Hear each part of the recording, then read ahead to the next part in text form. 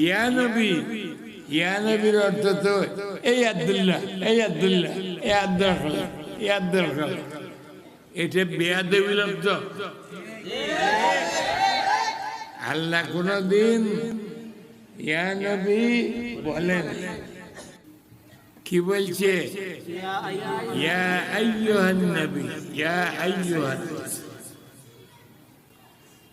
তাদেরকে আল্লাহ তাআলা হেদায়েত করুক, মিথ্যে কথা না বলুক। আমরা দরুদ পড়ি, পরিবার জন্য বলি। আমাদের নামে যারা একথা বলে, দরুদ পড়ে না, এটা সত্য কথা না মিথ্যে কথা?